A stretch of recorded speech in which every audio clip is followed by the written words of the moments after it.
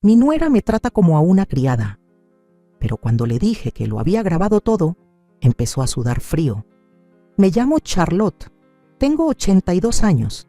Soy una antigua profesora de lengua y literatura. El día que me operaron con éxito para reemplazarme la cadera, respiré aliviada.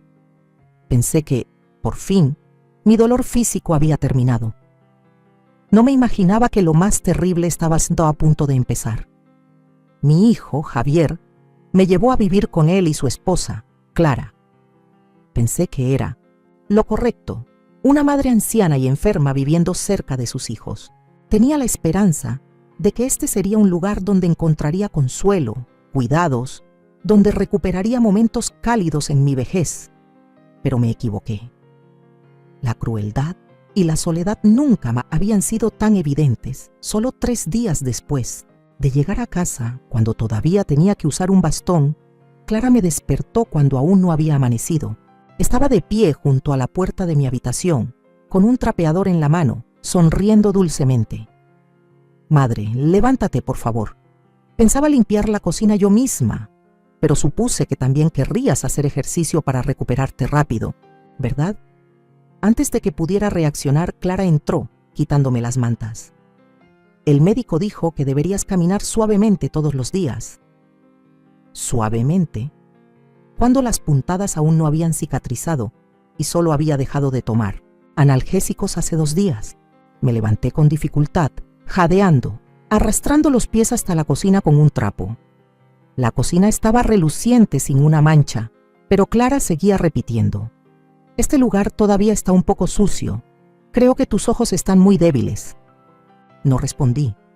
Sabía que discutir no servía de nada. Y si me sentaba a descansar, ella se burlaría. «Si estás demasiado cansada, tal vez debería contactar de nuevo con el centro de ancianos. No tenemos suficientes personas para cuidar a alguien las 24 horas del día». Me quedé en silencio. El miedo a ser expulsada de allí dolía incluso más que la cadera, que punzaba a cada instante. Cuando Javier llegó a casa por la noche, Clara preparó una mesa preciosa como para una fiesta. Se abrazó a su esposo, sonriendo suavemente como la brisa de primavera. «Madre es muy diligente, cariño. Le dije que descansara, pero seguía queriendo hacer cosas. Ni siquiera me dejó tocar las ventanas para limpiarlas». Al oír eso, apreté los labios. Cada articulación de mi cuerpo se sentía como si la hubieran exprimido hasta la última gota. Pero solo sonreí y asentí. «No quiero molestar a Clara. Solo son tareas pequeñas, hijo». Javier me apretó suavemente el hombro con cariño. «No te esfuerces demasiado. Me preocupa que te agotes. Para eso está Clara en casa». Sonreí, pero tenía un nudo en la garganta. Al día siguiente, todavía estaba durmiendo la siesta cuando Clara abrió la puerta de mi habitación de golpe, tirando un papel con una lista de tareas domésticas sobre la mesa. «El baño está muy sucio. Acabo de limpiarlo y vi que hay pelo tuyo atascado en el desagüe. Ocúpate de eso, por favor. Ah, y recuerda lavar también los azulejos, o mi esposo volverá a quejarse de que soy una desordenada». Pregunté en voz baja: ¿Podría descansar esta tarde? Me duele mucho la cadera». «Está bien, pero si te duele tanto, tal vez debería hablar con Javier para reconsiderar lo de que vivas con nosotros, porque evidentemente necesitas cuidados más profesionales». Entendí el mensaje. Fui al baño, frotando cada azulejo hasta que mis dedos sangraron. Le dije a Clara que estaba muy cansada y que me dejara descansar un rato.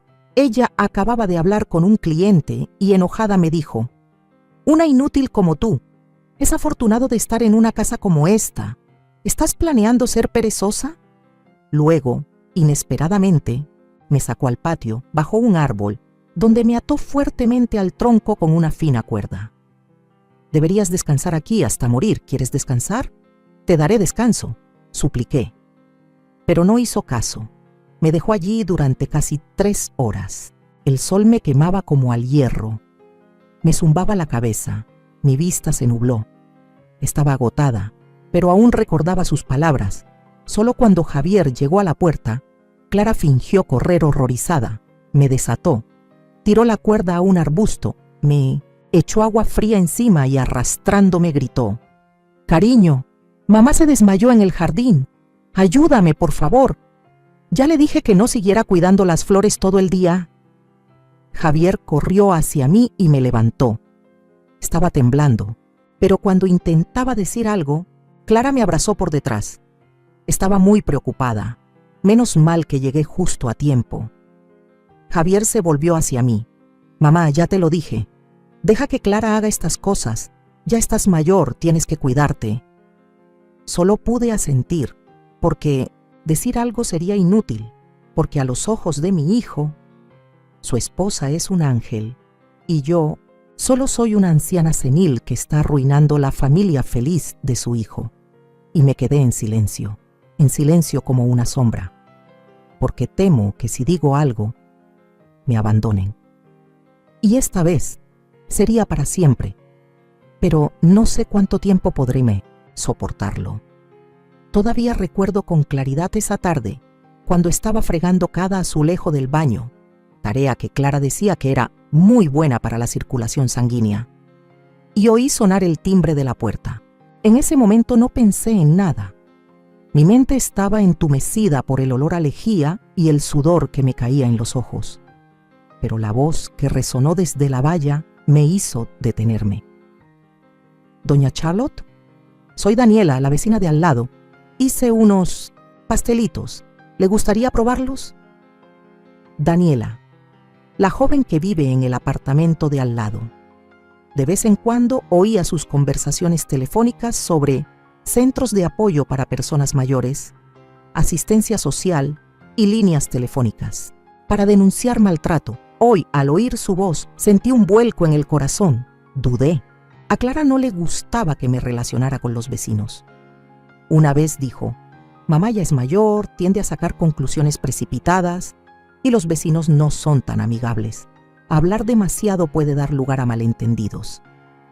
Me quedé detrás de la cortina, mirando a Daniela, que sonreía sinceramente al otro lado de la valla. Quería salir. Quería decir algo, pero mis piernas no se movían. Esa tarde le conté algo a Daniela cuando ella dejó los pasteles frente a la puerta. Solo le dije que estaba un poco cansada, pero la forma en que me miró, triste, profunda y preocupada, me hizo sentir que sabía mucho más. Unos días después la volví a ver. Esta vez estaba limpiando los cristales, otro ejercicio suave que Clara me había asignado, cuando Daniela me llamó en voz baja. «Doña Charlotte, lo siento si molesto, pero ¿se encuentra bien? La noto más delgada últimamente». Me di la vuelta, limpiando el cristal con más fuerza para no tener que responder.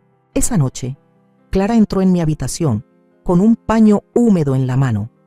Se sentó en el borde de la cama, fingiendo ser amigable. «Madre, no le has dicho nada eso a nadie, ¿verdad? Solo pregunto. Es que últimamente te veo como si miraras mucho por la ventana». No dije nada. Ella extendió la mano para tocar mi hombro, pero la presión en la palma de su mano era pesada y dolorosa. «Madre sabe que nadie creería las palabras de una anciana. Y si ya lo has dicho, no te culpo. Solo que tal vez tengas que irte de aquí antes de lo que piensas». Entendí que era una amenaza. Suave, más fría que el viento de la noche.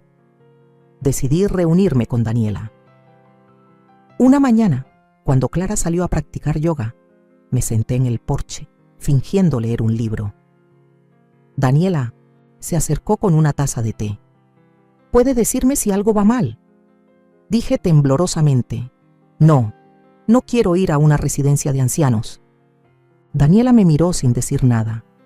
«Mi nuera, Clara, hace que todos crean que es un ángel, pero cuando Javier no está en casa, no soy más que una sirvienta. No, una prisionera. Ella lo controla todo. A mí, la casa, a mi hijo». Pensé que Daniela reaccionaría, pero solo asintió. «Le creo. Soy trabajadora social. He visto muchos casos como este, Pero esta vez no me quedaré quieta. Esa frase, aparentemente sencilla, me hizo querer llorar. Daniela elaboró un plan. Me pidió que la ayudara a instalar microcámaras en la casa cuando Clara no estuviera. Al principio estaba temblando de miedo, pero estaba demasiado cansada de tener miedo. Y por primera vez en muchos meses quería luchar. Aunque solo fuera una pequeña esperanza. Colocamos 3 cámaras, una en la cocina, una en la sala de estar y otra en el pasillo cerca de mi habitación, donde a Clara le gustaba dar tareas. Lo escondí tan bien que incluso yo tenía dificultades para encontrarlas. Y luego, solo 2 días después, oí a Daniela llamar por teléfono con voz urgente. «Charlotte, tengo algo que necesita ver». Me enseñó un video. Clara me estaba gritando, me tiraba un trapo a la cara y decía: «¿Esa vieja ya está sentada descansando? ¡Levántate! ¿O quieres que llame a un hogar de ancianos para que te lleven de una vez?». Vi esa escena y rompí a llorar. No por los gritos, sino porque por fin la verdad tenía una voz. Pero la cosa no quedó ahí. Clara empezó a sospechar. Revisaba las habitaciones con más cuidado. Una vez casi descubre la cámara. La escondí debajo de una maceta con una planta artificial, cubriéndola con un mantelito. Esa noche, Clara se acercó a mi cara y susurró: «No sé qué estás tramando, pero lo voy a descubrir. Y si alguien te está ayudando, esa persona también pagará». Sentí un escalofrío. Unos días después, Daniela me llamó al porche, con la mirada llena de preocupación. Necesito decirle esto. En el video, oí a Clara hablar por teléfono en un idioma extranjero, no español. Se lo envié a un conocido. Es nicaragüense. Me quedé atónita. Nicaragua. Clara. Podría no ser su verdadero nombre. Podría estar ocultando algo más grande que el maltrato. Mi corazón pareció detenerse. Si eso era cierto, Clara no era solo una persona cruel, sino una serpiente venenosa que se había deslizado en mi familia, esperando el momento de morder a todos. Y yo, que pensaba que había vivido lo suficiente para no tener miedo, por primera vez en mi vida, temblé ante la oscuridad que se acercaba. Empecé a sentir el ambiente en mi casa más pesado cada día. No por mi antigua enfermedad, sino porque Clara, evidentemente, había empezado a sospechar.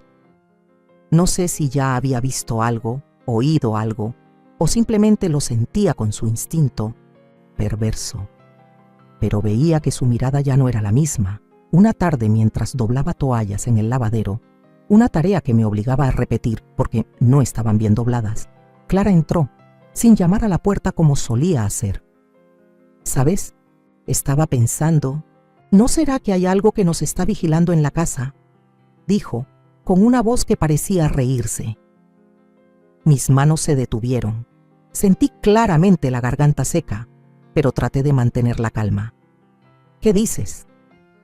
Ella sonrió, pero sus ojos no tenían ninguna luz. Por ejemplo, una cámara. ¿No crees que esta casa tiene demasiados rincones oscuros? Asentí, tratando de evitar su mirada. Bueno, supongo que es porque soy vieja y tengo miedo de mi propia sombra. Se acercó, tanto que pude oler su perfume caro, mezclado con un ligero olor a cigarrillo de su ropa. Madre, te lo recuerdo. Si alguien se entromete en los asuntos de nuestra familia, me aseguraré de que se arrepienta y tú irás a un asilo de ancianos y nadie te encontrará.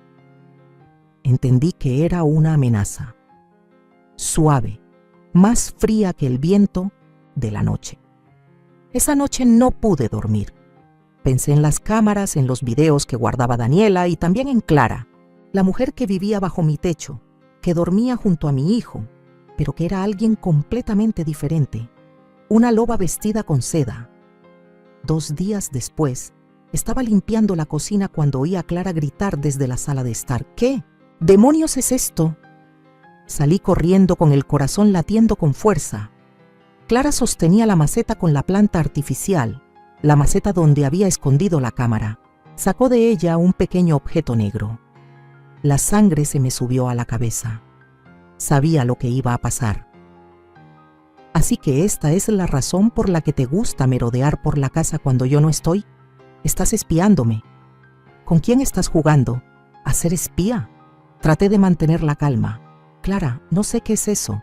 ¡Cállate!, gritó golpeando la maceta contra el suelo, haciéndola pedazos. ¿Pensaste que eras muy inteligente, tendiendo una trampa en mi propia casa? No sabes quién soy, Charlotte. Realmente no lo sabes. Retrocedí. Por primera vez, la vi sin disfraces, sin la piel suave de la esposa perfecta, sin la sonrisa dulce, solo una mirada enloquecida y una ira hirviente. Sacó su teléfono, marcó una serie de números extraños, hablando rápidamente en un idioma que no entendía, pero reconocí la entonación. Y lo supe. Era nicaragüense, justo como Daniela sospechaba. Oí mencionar el nombre de El Flecha. Luego colgó, volviéndose hacia mí. ¿Sabes qué? A veces los accidentes son útiles. Por ejemplo, resbalar en la cocina o caerse por las escaleras. Esa noche fui a llamar a la puerta de Daniela en pánico. Le conté todo, desde que había descubierto la cámara hasta la extraña llamada. Daniela palideció. Conozco ese nombre, El Flecha, el apodo de un tipo que ha sido acusado de varios fraudes y agresiones en Managua. Una vez vi su foto en un archivo. Daniela empezó a llamar por teléfono, poniéndose en contacto con conocidos del sector, y luego me dijo: no tenemos mucho tiempo. Necesito hacer una copia de seguridad de todos los videos y voy a denunciarlo a la policía en persona. Al día siguiente, Clara estaba como loca. Revolvió toda la casa, amenazándome con las cosas más terribles. Luego, como si no pudiera esperar más, llamó a Javier, mi hijo, para que volviera a casa. Cuando Javier entró, Clara corrió hacia él con lágrimas en los ojos. Lo abrazó, hablando como si la hubieran herido hasta lo más profundo. Cariño, no puedo soportarlo más. Mamá me odia. Piensa que te estoy robando de ella. Ha puesto cámaras para espiarme. Iba a replicar, pero Javier ya se había dado la vuelta, enfadado. Mamá, ¿por qué haces eso? Poniendo cámaras en la casa para espiar a tu mujer y a tu hijo. ¿Estás bien de la cabeza? Me quedé sin habla. Sentí un nudo en la garganta. Extendí la mano como para aferrarme a un rayo de esperanza. Javier, yo no... ¿No qué, mamá? Llevas años pensando que todo el mundo está en tu contra. No puedo soportarlo más. Retrocedí en silencio a mi habitación. El dolor esta vez fue mayor que todos los insultos, el trabajo forzado, el encierro bajo el árbol. Unas horas después, oí que una motocicleta se detenía frente a la puerta. Clara salió a abrirle la puerta a un hombre extraño, alto, con una chaqueta de cuero y una larga cicatriz en la ceja. Lo supe de inmediato. El Flecha había llegado. Me escondí detrás de la cortina, observando en silencio cómo hablaban. Él entró en la casa, mirando alrededor como un depredador. Oí vagamente a Clara decir: hay que encontrar a quien tiene los videos. Esa vieja, la vecina, creo que tiene el original. Y la anciana tendrá que firmar los papeles. O... La frase siguiente no necesitaba ser dicha. Lo había entendido. Clara se preparaba para sacarme de su vida, para siempre. El sonido de una ventana rota resonó esa noche. El sonido era frío como una señal de muerte. Me desperté sobresaltada, con las manos todavía temblorosas después de una pesadilla. Pero esto no era un sueño, esto era real. La puerta de atrás se abrió de golpe y unos pesados pasos resonaron en el pasillo. Aún no me había levantado cuando él apareció, él, el Flecha, con su figura delgada y alta, la cicatriz que él les atravesaba la ceja izquierda como una marca del pecado. Sus ojos recorrieron mi habitación sin decir una palabra, solo asintiendo a Clara, que estaba de pie detrás de él, con los labios curvados en una sonrisa malvada. Ha llegado el momento. Charlotte, dijo Clara, con unos papeles en la mano. vas a firmar estos papeles o ya no necesitarás manos para hacerlo. Sacó un pequeño cuchillo de su chaqueta. El brillo del acero en la tenue luz de la lámpara de noche me asustó tanto que no me atreví a respirar hondo. Clara colocó los papeles en la mesita de noche. Eran los documentos para transferir la casa, documentos para ceder los derechos de uso de la tierra e incluso la cuenta de ahorros que había construido durante toda mi vida. ¿Por qué me haces esto?, pregunté temblorosamente con la voz áspera como si se me rompiera la garganta. Clara se burló. No eres mi madre, solo eres un obstáculo, una sombra en mi casa. Y ahora estoy limpiando. No firmaré. Retrocedí contra la pared, pero el flecha había logrado presionar la punta del cuchillo frío contra mi cuello. No voy a repetirlo, dijo en voz baja, más frío que el viento nocturno que soplaba a través de la ventana rota. Temblorosa, cogí la pluma. Mis manos no dejaban de temblar. Cada trazo era una puñalada en mi corazón, una rendición, una humillación. Apenas había terminado de firmar la última página cuando Clara asintió en señal de aprobación. Él retiró el cuchillo sonriendo siniestramente. Bien, sabes lo que te conviene. Y para dejar las cosas claras, Clara añadió, sin necesidad de ocultarse. Mañana por la mañana te llevarán a un lugar muy tranquilo, sin teléfonos, sin vecinos y desde luego, sin Daniela.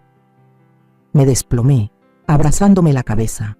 Todo había superado mi capacidad de aguante. ¿Dónde estaba mi hijo? ¿Por qué Javier no veía, no oía, no entendía?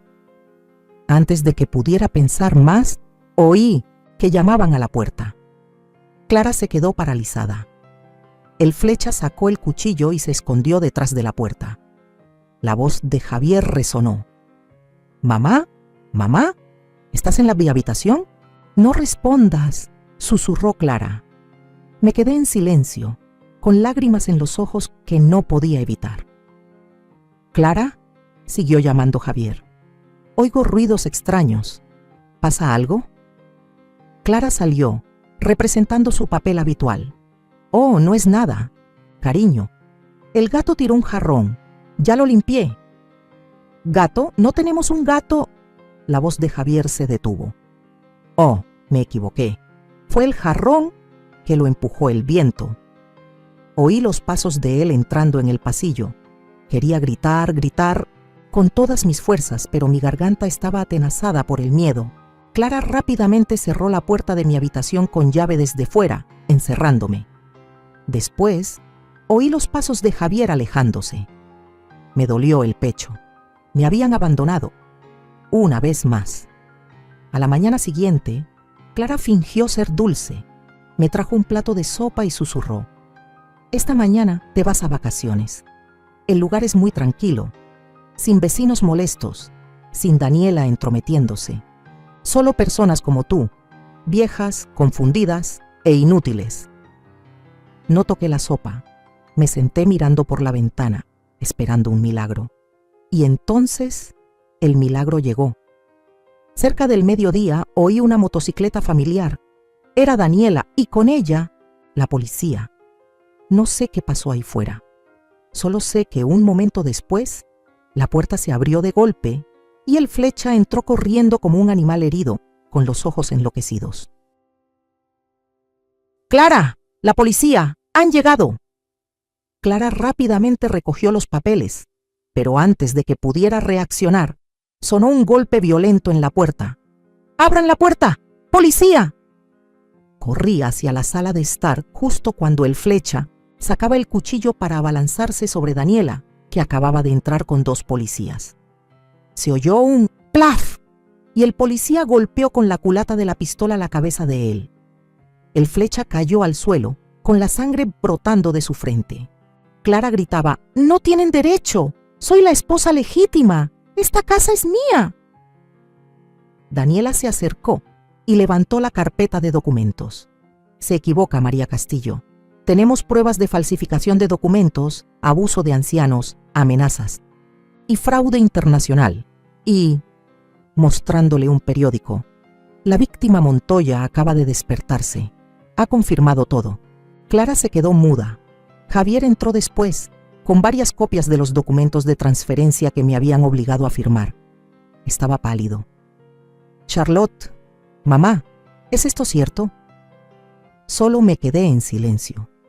¿Qué podía ser más doloroso que ver a tu hijo presenciar todo sin saberlo? La policía esposó a Clara.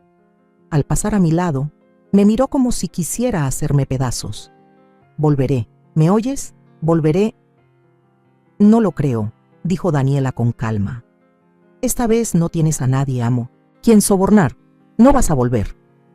Vi alejarse el coche de policía con Clara y el Flecha. Mi corazón estaba pesado como una piedra. Era libre, pero lo que había perdido, nada podía reemplazarlo. Me volví hacia Javier. Él se arrodilló abrazándome. Mamá, lo siento mucho. Fui un estúpido, no te escuché. Dejé que vivieras. En el infierno sin saberlo. Le acaricié el pelo. Por primera vez en muchos años, sentí que tenía a mi hijo de vuelta. Después de que se llevaran a Clara con el frío sonido de las esposas, pensé que la pesadilla había terminado. Pero me equivoqué. Las heridas en la carne sanarían, pero las heridas en el alma eran una batalla diferente. Unos días después, me mudé a vivir temporalmente al apartamento de Daniela. Aunque pequeño, era cálido. Allí me daban té caliente, me llamaban doña Charlotte con respeto, oía a los vecinos preguntar por mí y, a veces, lloraba en un abrazo que no juzgaba. Pero Javier era diferente. Mi hijo no encontraba la paz. Desde aquella noche parecía una persona perdida. Tenía los ojos hundidos, las manos siempre llenas de documentos, leyéndolos una y otra vez como si esperara encontrar una salida. Tengo que hacer algo, decía, por 10ª vez en la semana. Mamá, no puedes perder la casa. No puedes perderlo todo por una serpiente con piel humana.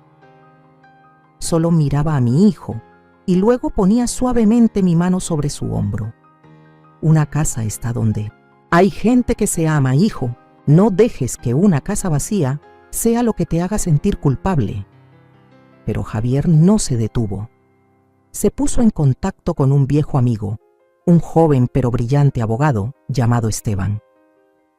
Los tres nos sentamos alrededor de una mesa llena de papeles que Clara había dejado atrás, documentos de transferencia, extractos de cuentas bancarias, recibos de transferencias periódicas e incluso un Nuevo Testamento que Clara había preparado con fechas anteriores al suceso.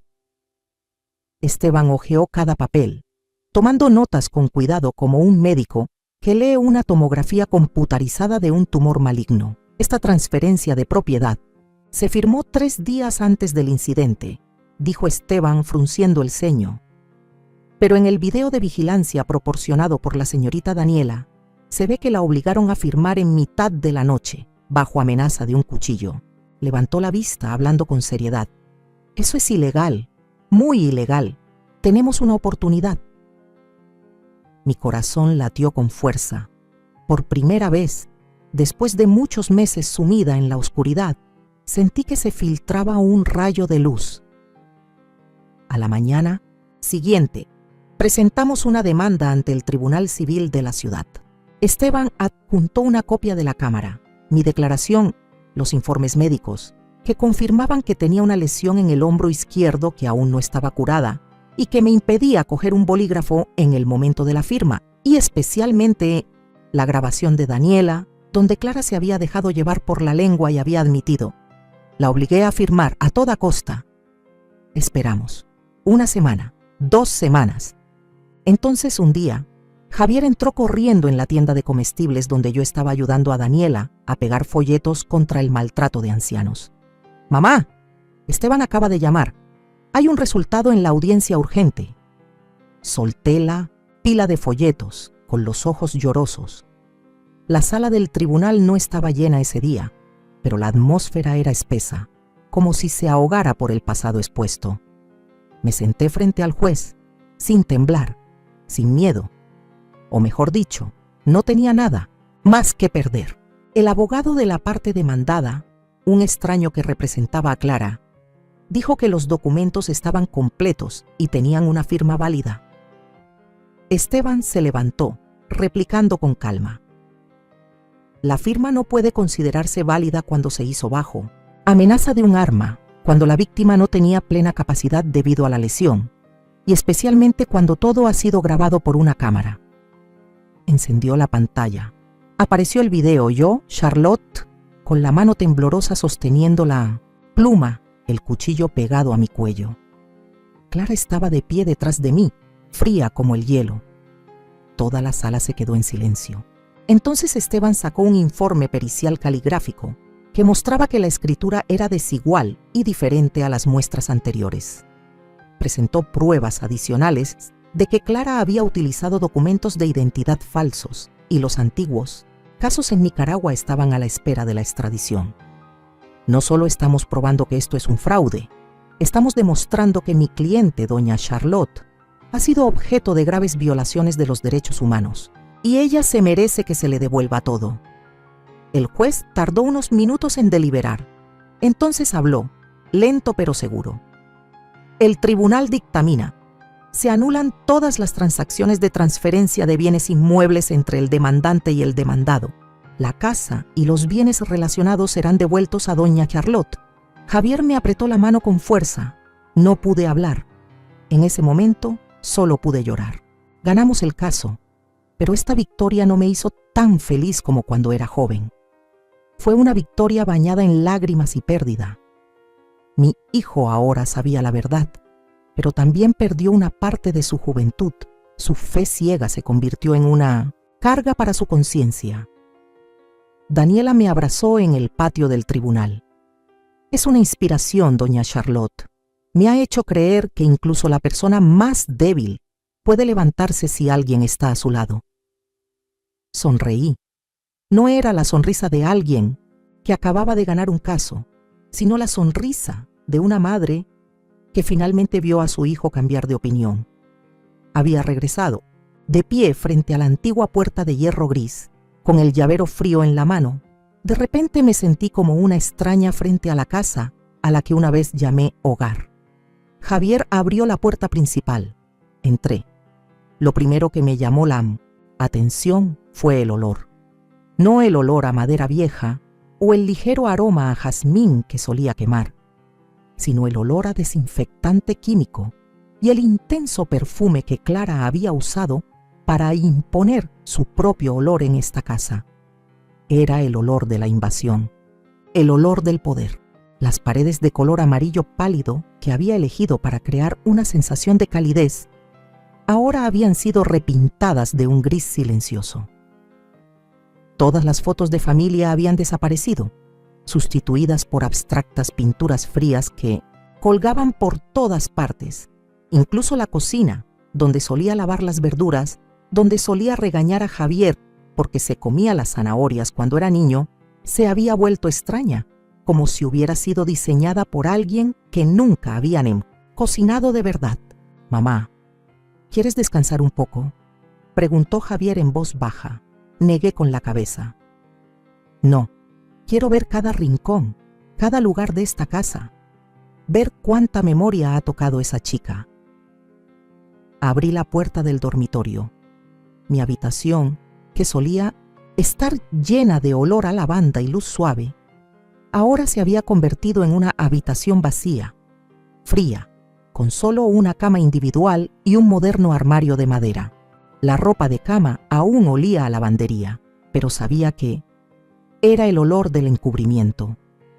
Sobre el tocador todavía había algunas cosas que Clara había dejado atrás: un frasco de perfume caro, un lápiz labial rojo brillante y una nota. «No es necesario dar las gracias. He guardado un poco de dignidad para ti». Arrugué el papel. Mi mano tembló, no por miedo sino por ira, no por mí sino por Javier. Por una casa que una vez estuvo llena de las risas de una madre y un hijo, ahora solo quedaban recuerdos rotos y un inquietante silencio. Salí al patio trasero, donde Clara me había atado al sol, obligándome a cuidar las flores para luego culparme de negligencia cuando su marido volvía a casa. Este lugar, susurré, donde esa chica construyó la mentira más sofisticada. Pero curiosamente los rosales que planté seguían vivos. Tal vez eran tan tercos como yo. Tal vez, de todo lo que Clara tocó, las flores fueron lo único que no pudo romper. Me agaché para arrancar las malas hierbas. Javier salió corriendo para detenerme, pero le hice un gesto con la mano. Déjame. Necesito sentir esta tierra de nuevo. Sentir si todavía pertenezco aquí. En la suave brisa, escuché un sonido vago como la risa de Javier cuando era niño, el sonido de los palillos chocando contra un cuenco de porcelana, el sonido del agua corriendo del grifo que mi madre me había abierto después de la escuela. Tal vez esta casa todavía me recordaba. Aunque había cambiado, aunque había soportado las manos de un extraño, seguía respirando, seguía esperándome. Pasamos toda la semana siguiente reformando. Los vecinos, que una vez pensé que eran solo personas de paso en mi vida, ahora llegaban todos los días trayendo pintura, madera, herramientas e incluso comida caliente. Doña Elena, la mujer que pensaba que era fría, cosió a mano las viejas cortinas de flores que tanto amaba. Don José, un fontanero jubilado, me ayudó a arreglar el grifo de la ducha e incluso reinstaló mi canción de cuna favorita en el reloj del baño. Y Daniela, la chica, imprimió una serie de fotos antiguas de los archivos que le había enviado antes. Las enmarcó con cuidado y las colgó en los mismos lugares. La casa volverá a ser suya, en alma y cuerpo, dijo, sonriendo suavemente. Cada pequeño detalle le devolverá un recuerdo. Una noche, cuando estaba limpiando libros en el viejo armario, Javier se acercó a mí, poniendo una mano sobre el libro que estaba sujetando. «Mamá», me detuve. Miré a los ojos de mi hijo. «Lo siento», susurró, «por haber confiado en la persona equivocada, por haber permitido que te lastimaran en esta misma casa». No dije nada, solo abracé a mi hijo. Nos quedamos así durante mucho tiempo, sin lágrimas, solo el silencio del perdón. Una semana después, decidí inscribirme en un grupo de apoyo para ancianos maltratados. Daniela me presentó a la organización donde trabajaba. Me ofrecieron compartir mi historia, pero les dije, no lo cuento para que la gente sienta lástima, lo cuento para que la gente vea que el dolor no te debilita, te hace irrompible. Empecé a escribir. Las primeras páginas temblaban, pero luego, como un río que rompe una presa, cada palabra se derramó. Conté sobre el sol en el tejado cada mañana, sobre la bofetada que me dio Clara cuando no pude limpiar el suelo lo suficientemente rápido, incluso sobre la forma en que Javier apartó mi mano cuando solo quería sostenerla un poco más. Y conté sobre la mañana en que volví a esa casa, no como una víctima, sino como una superviviente. Escucharon, lloraron, rieron y se pusieron de pie. No sé lo que depara el futuro. Tampoco estoy segura de poder olvidar por completo lo que pasó, pero sé esto, sobreviví. He vuelto. Y esta casa, que una vez fue donde me encerraron con manos frías, ahora, de nuevo, es donde abro mis puertas a aquellos que necesitan un lugar para empezar de nuevo. Una anciana de 82 años, antes víctima, ahora es la guardiana de los espíritus rotos. Me llamo Charlotte. Y este es solo el primer capítulo verdadero del resto de mi vida. Nunca pensé que estaría de pie frente a una habitación llena de gente, sosteniendo un micrófono y contando las cosas que una vez. Nunca pensé que estaría de pie frente a una habitación llena de gente, sosteniendo un micrófono y contando las cosas que una vez me hicieron querer desaparecer del mundo. Pero esa tarde estaba allí, en la sala principal de reuniones del Centro Comunitario de Santa Luisa. Frente a mí había más de 30 personas, en su mayoría mujeres mayores. Algunos hombres estaban sentados en silencio, acurrucados en la parte trasera de la sala. La tenue luz dorada iluminaba rostros arrugados, cansados, pero aún llenos de esperanza. Apreté suavemente el micrófono. Me llamo Charlotte, tengo 82 años, y una vez pensé que moriría por el silencio. Un leve suspiro resonó. Miré el papel que había preparado, pero luego lo doblé. No lo necesitaba hablar con el corazón. Una vez fui una madre que vivía por su hijo, una esposa que vivía en la nostalgia, y una suegra que vivía con miedo. Les conté sobre la casa, sobre Clara, sobre la forma en que me convirtió en una sombra en mi propio hogar, sobre las comidas que no me permitía comer, las mentiras que susurraba al oído de mi hijo, Javier. Conté con voz uniforme, sin derramar una lágrima, hasta que una mujer sentada en la segunda fila se levantó, con un pañuelo arrugado fuertemente agarrado en su mano. «Por favor, siga hablando, por favor. Yo también he pasado por algo parecido, pero no me atrevo a hablar». La sala guardó silencio. Luego otra persona se levantó, y otra más. En poco tiempo, mi dolor se convirtió en un espejo que reflejaba cientos de otros dolores. Después de esa reunión, me invitaron a unirme a un grupo de apoyo para asesorar a víctimas de maltrato de la tercera edad. No soy una experta, pero tengo algo que ningún libro de texto puede enseñar: experiencia. Cada semana me sentaba con Daniela y personas mayores que habían sido como yo, hambrientas, insultadas, consideradas una carga. Una vez, una anciana, llamada Rosario, vino con manos temblorosas y una muñeca con moretones recientes. «Es mi hijo», susurró, «pero ya no lo reconozco. Me llama muerta viviente. Dice que solo gasto dinero en electricidad y agua. No tengo a dónde ir». Tomé su mano. Por primera vez, mi mano ya no temblaba. «No va a ir a ninguna parte, está aquí, estamos aquí». Ayudamos a Rosario a escribir una denuncia. Recolectamos pruebas con ella. Cuando llegó la policía, Rosario lloró sin poder emitir sonido alguno, y yo me quedé de pie detrás de ella, con la mano sobre su hombro como Daniela había hecho conmigo. En otra ocasión, fui a hablar en una escuela secundaria, donde organizaron una charla para que los alumnos entendieran mejor su responsabilidad con los ancianos de sus familias. Vi ojos jóvenes, distraídos, curiosos, y me pregunté, ¿alguno de ellos se convertirá en una Clara? Cuando vuelvan a casa, miren a sus abuelos, no solo vean las arrugas o el andar lento. Recuerden, cada arruga es un fragmento de la historia familiar que llevan consigo. Nadie se rió. Nadie miró su teléfono. Sabía que algo los había tocado. Luego llegó el día en que la prensa anunció: Clara, o mejor dicho, María Castillo, había sido extraditada a Nicaragua. En la foto tomada en el aeropuerto, se veía pálida, con los ojos aún fríos, pero la comisura de sus labios ya no se curvaba como antes. No me sentí contenta, me sentí aliviada. Javier no vivió para ver a su madre emerger de las ruinas, pero creo que está mirando.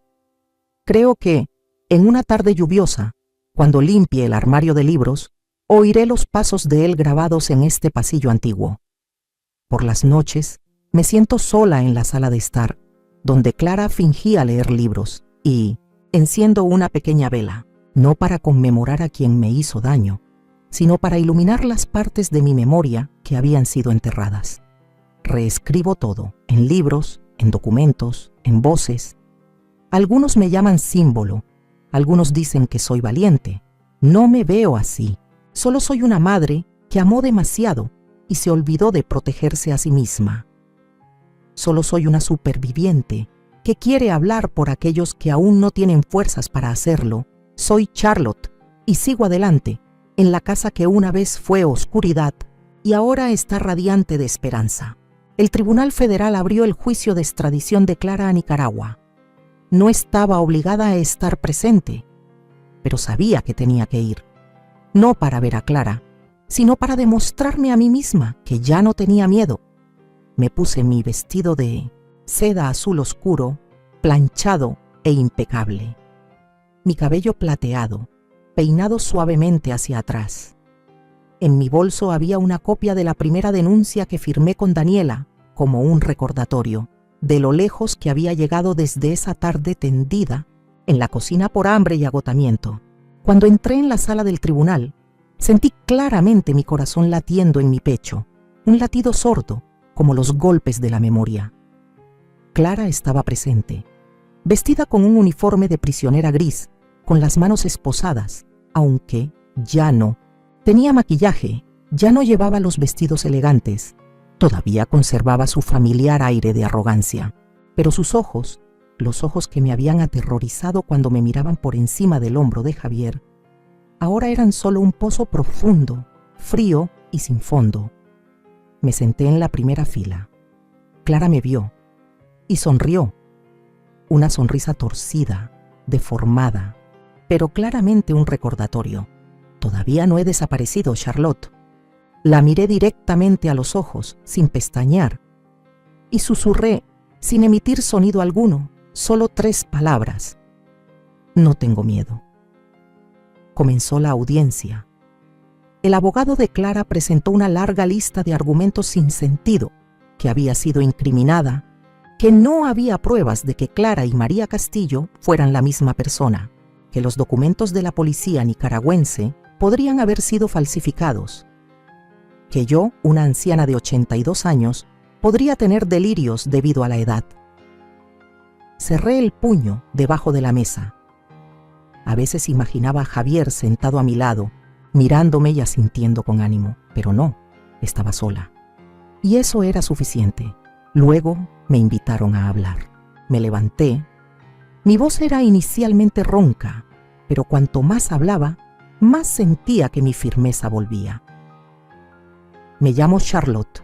Viví con Clara, a quien ustedes llaman la acusada, durante casi 2 años después de una operación de reemplazo de cadera. Durante ese tiempo me privó de alimentos, me obligó a trabajar en la casa sin descanso y me amenazó con enviarme a un asilo de ancianos si hablaba. Viví en el infierno. Toda la sala del tribunal se quedó en silencio. Miré a Clara. Por primera vez su mirada vaciló. Proseguí. Clara no es solo una mala nuera. Es una estafadora, una asesina fallida y una actriz talentosa. Algunos murmullos resonaron en la sala. Los oí, pero no me detuve. La vi fingir desmayarse frente a mi hijo, culparme de todo y luego susurrar al teléfono en nicaragüense por la noche. Pensé que estaba loca, pero la verdad acabó saliendo a la luz.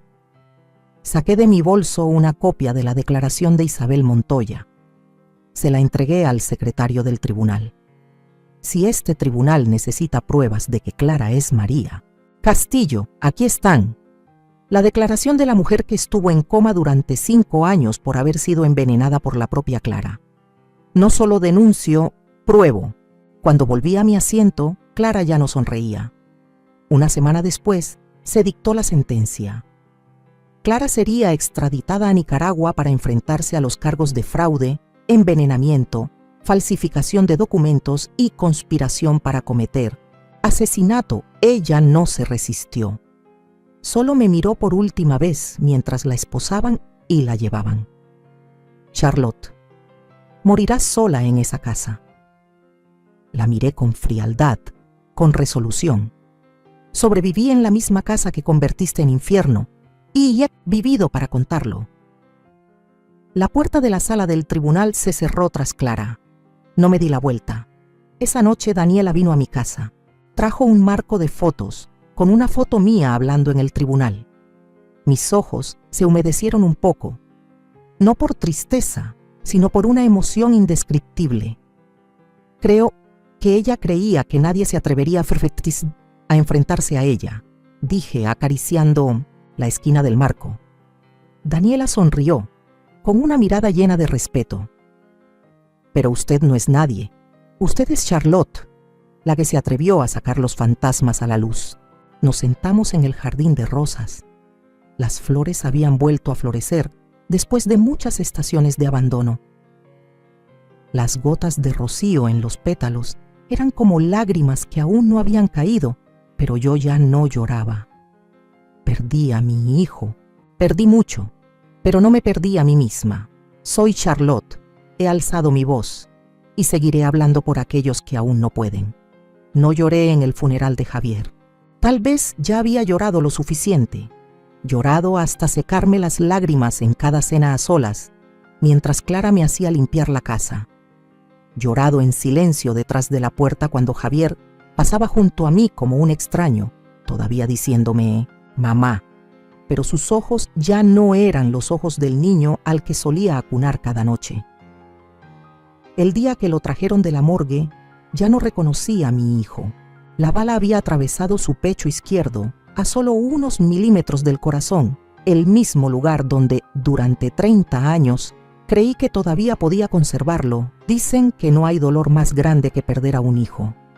Pero para mí, ese dolor no vino de la pérdida. Vino de la iluminación, de que el hijo que más amaba había elegido no creerme, aunque yo estaba allí, llena de heridas y suplicando silenciosamente que viera la verdad. Ahora todo estaba claro. Clara fue extraditada. La Interpol ha verificado oficialmente su verdadera identidad. Cumplirá 40 años de prisión si no muere a causa de la enfermedad cardíaca que mantuvo en secreto desde el primer día que ingresó en la cárcel. Pero yo sigo aquí, en la vieja casa, con una mecedora de madera podrida en la esquina del jardín. Ya no hay nadie sentado enfrente. Puse una orquídea blanca frente a la foto de Javier. «Si pudieras vivir un día más, ¿me creerías?», susurré. «¿O seguirías eligiendo defender a quien denigró a tu propia madre con solo unas pocas palabras dulces?» Silencio. No hubo disculpa. No hubo expiación. Solo el marco inanimado. Pero seguí sentada allí, como un hábito que no podía romper. Daniela me visita cada semana. Trae libros, trae té, trae historias tristes y luz. Una vez me preguntó, ¿está enfadada con Javier? Negué con la cabeza. No estoy enfadada con él. Estoy enfadada conmigo misma por haber guardado silencio durante tanto tiempo. Daniela asintió. Pero si usted no hubiera resistido, no hubiera sobrevivido, nadie sabría la verdad sobre Clara. Nadie se levantaría por otras Charlottes. Esa frase se quedó conmigo más de lo que pensaba. Y entonces, un día, recibí una carta de Nicaragua, de Isabel Montoya, la mujer que había estado en coma durante 5 años por haber sido envenenada por Clara, la que había sido como yo, silenciada, despreciada, y luego tragada por alguien con rostro de ángel y corazón de demonio. En la carta, ella escribió: «Querida Charlotte, he oído hablar de usted, de lo que ha hecho, de cómo se levantó cuando todo el mundo pensaba que debía quedarse quieta en la esquina de la cocina, con las manos temblorosas y la boca sin derecho a hablar. Usted ha hablado, y por eso yo también hablo.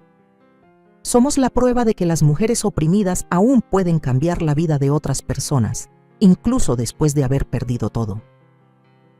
Leí y releí esa carta durante muchos días. Comencé a reescribir mi diario, pero esta vez no solo para guardar recuerdos. Escribí para publicar. Daniela me ayudó a enviar el manuscrito a una pequeña editorial en Sevilla. Aceptaron. La historia de la madre olvidada se imprimirá como un libro, no para vender, sino para regalar, en residencias de ancianos, escuelas, asociaciones de mujeres. Ya no me avergüenzo de haber guardado silencio, porque ahora estoy hablando por cientos de personas que aún no han encontrado su propia voz. Una mañana de septiembre, estaba parada frente a la universidad donde Daniela me invitó a hablar. Cientos de estudiantes y algunas canas estaban sentados en silencio esperando a que contara mi historia. Sostuve el micrófono. Mi corazón temblaba. Me llamo Charlotte. Una vez fui una víctima, pero lo más importante, soy una sobreviviente. No les cuento esta historia para que sientan pena, sino para que recuerden, nunca subestimen el silencio de una anciana. Los aplausos resonaron, ola tras ola.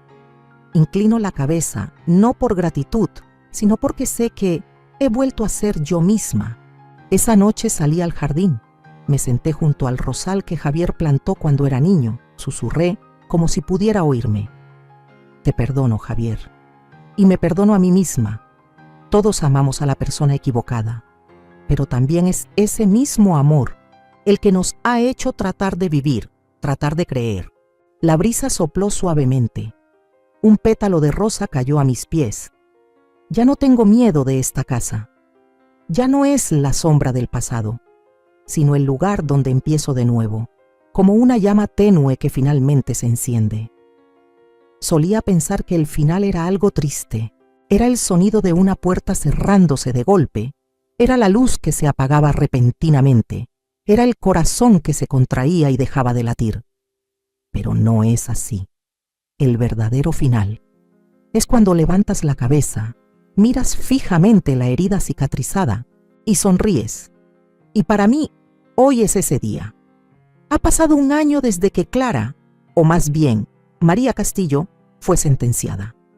Su nombre apareció en todos los periódicos, televisiones, podcasts, como la criminal internacional que se escondía bajo la fachada de una nuera perfecta. A mí, solo me mencionaron como una madre anciana maltratada que sobrevivió al infierno. No se equivocaban, pero tampoco sabían toda la verdad. No solo sobreviví, gané. De una manera silenciosa, lenta, persistente, como una plántula que se eleva desde una grieta en el cemento, demostré que, la verdad, si se cuida con amor y firmeza, siempre encontrará una salida. Esa mañana me invitaron a la inauguración del Centro de Mujeres Charlotte, un centro para madres solteras, mujeres mayores sin hogar y víctimas de violencia doméstica. No me lo podía creer cuando Daniela colocó el cartel con mi nombre en la puerta principal. Por usted, Charlotte, dijo, con los ojos llorosos. Usted nos enseña que la debilidad no es algo de lo que avergonzarse, sino una parte de la naturaleza humana. Pero también nos muestra que incluso en los momentos que parecen ser el final, una mujer puede levantarse, fuerte, valiente, sin necesidad de que nadie la salve. No respondí. Apreté la mano de Daniela. Una vez más, no lloré. No es que ya no tuviera lágrimas, sino porque mi corazón estaba lleno de otra cosa, orgullo. Esa tarde, volví a la pequeña casa que una vez fue testigo de todas las tragedias, ahora un lugar de renacimiento. Los vecinos ahora son amigos. El jardín de flores ahora es radiante. La pared en la que me apoyaba para tratar de respirar después de esas jornadas de trabajo excesivo, ahora cuelgan fotos de las conferencias, los premios e incluso cartas de agradecimiento de mujeres que nunca he conocido, pero que conocen bien su dolor. En la sala de estar, guardo un rincón digno. Es una foto de Javier, cuando era niño y cuando era adulto. No borro los recuerdos, ni evito el dolor. Aprendo a vivir con él, como un viejo amigo que no fue invitado pero se quedó para siempre. Puede que no hayas creído en mí, Javier, solía susurrarle a la foto. Pero al final, me elegiste. Y eso es suficiente para que viva el resto de mi vida. Una vez un joven periodista me preguntó, ¿cómo quiere que la recuerden? ¿Como una víctima? ¿Como una testigo? ¿O como una heroína? Solo sonreí. Quiero que me recuerden como una madre, una que amó hasta el final, que sufrió hasta el final y que perdonó. Ella guardó silencio, luego asintió, como si acabara de aprender una lección más importante que todas las palabras en los periódicos. Mi vida ya no tiene a Clara. Ya no tiene a Javier, pero tiene a Daniela. Tiene a las mujeres a las que guío en las pequeñas charlas en el centro. Tiene a los niños que me llaman abuela Charlotte y luego ponen en mi mano dibujos torpes sobre la abuela superhéroe. Y me tiene a mí, por primera vez, después de décadas de vivir como un ser humano en el verdadero sentido de la palabra, sin miedo, sin obsesiones, sin culpa. Esta noche me preparo una taza de té de manzanilla, la coloco junto a la ventana que da al jardín. Las luces de las casas vecinas parpadean como pequeñas velas, suavemente. Una hoja cae sobre mi mano, no por el viento, sino como si alguien la hubiera puesto allí. Levanto la vista. Gracias, Javier, por todo. No hay viento, pero dentro de mí, no sientes en mí, algo se mueve.